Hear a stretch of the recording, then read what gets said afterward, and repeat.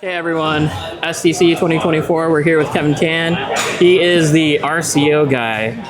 The RCO guy. He is the RCO guy. You are the RCO guy. Part. Co-founder of RCO. Here, let me hand you over to cameraman Cameron. You jumped in there. All right, so Kevin, before we actually talk about some really cool stuff, how do you feel like you did in the competition?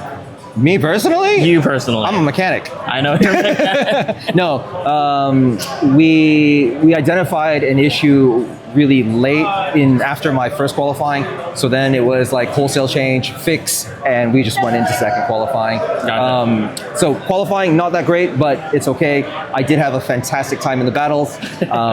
My heart sank because Taxi and I had discussed, we were like on a collision course, and we were like, yes, we're gonna do Japan style, full out, full bird.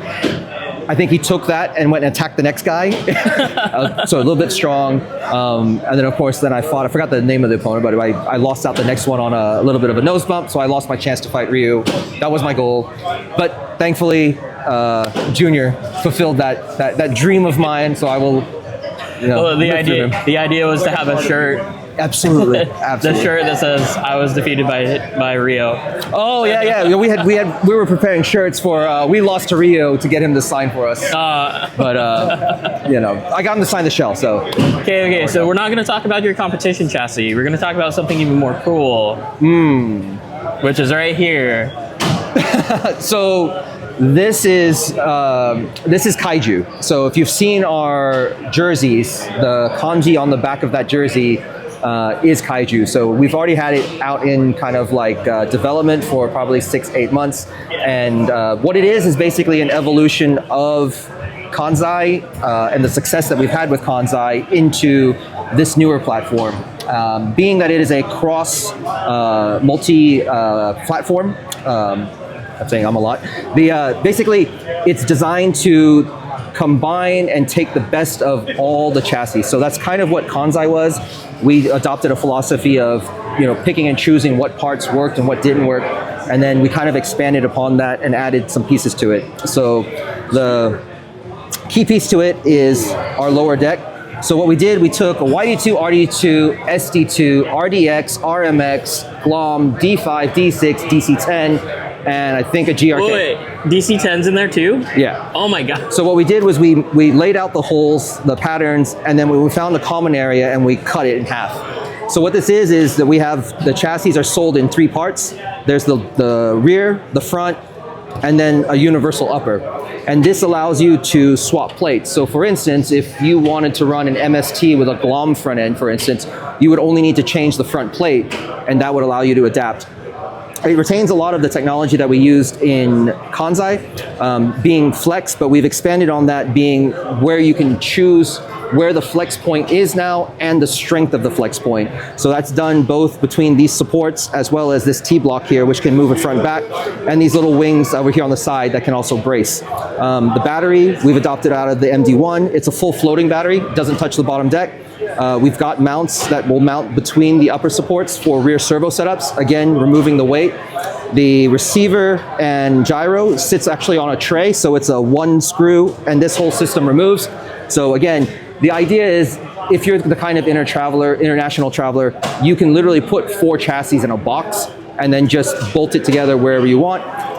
These are also 10 millimeters plus and minus, so allowing you, it wasn't designed to fit like an M chassis, it's designed for you to be able to put the wheel arches, the wheels in the wheel arch, or those that like to play with wheelbase. So if you have a track that is a little bit tighter, you can shrink it up.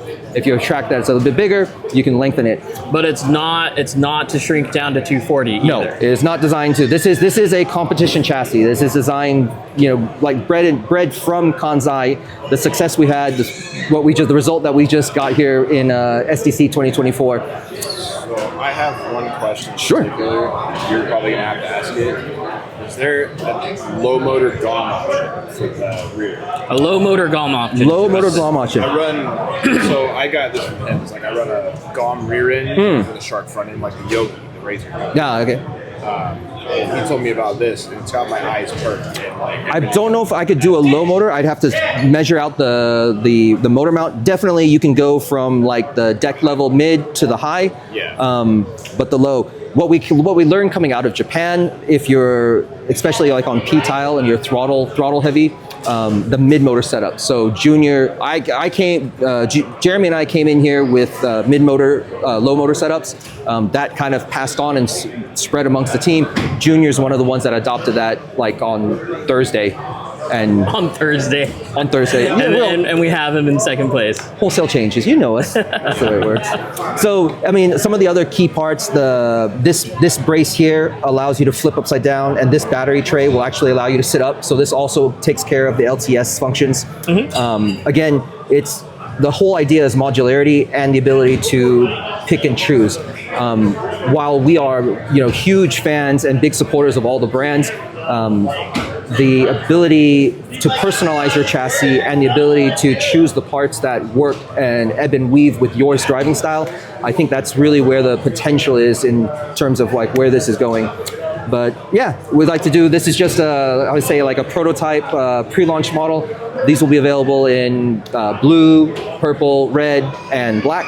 And hopefully sometime maybe like late Q4 going to Q1, we should start seeing these hit the shelves. And you were telling me something really interesting about distribution as well.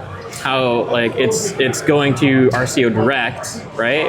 Correct. Yes? So the complexity of this is going to be a little hard for our dealers. So we're going to find a way to kind of like package it. But another thing that we've been developing is like basically like a car configurator. So it'll be a website that will help explain all the technical aspects and all the perks of the chassis, as well as to help you choose the right parts. And we'll be able to, RCO is actually opening a circuit in Dubai. So we're prepping our shop to be able to work direct sales with customers. So effectively, you'll have a website that will ask you two questions. Are you starting with a base chassis or are you building a custom chassis?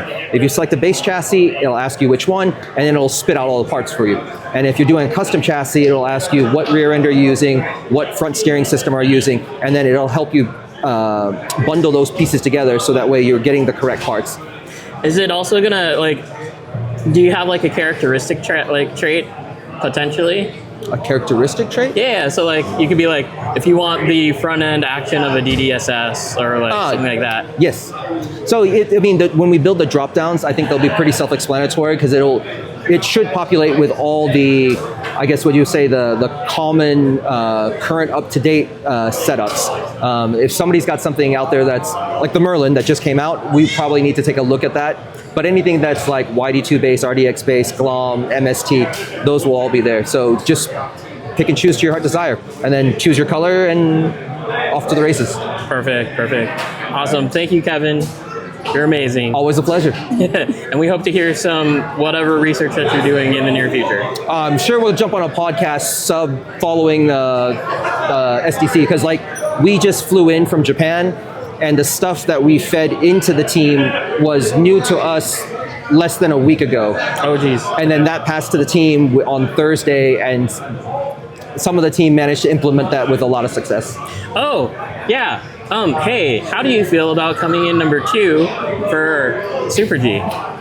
It's a big honor. I mean, to be second and in line with Overdose, such a strong player in the game.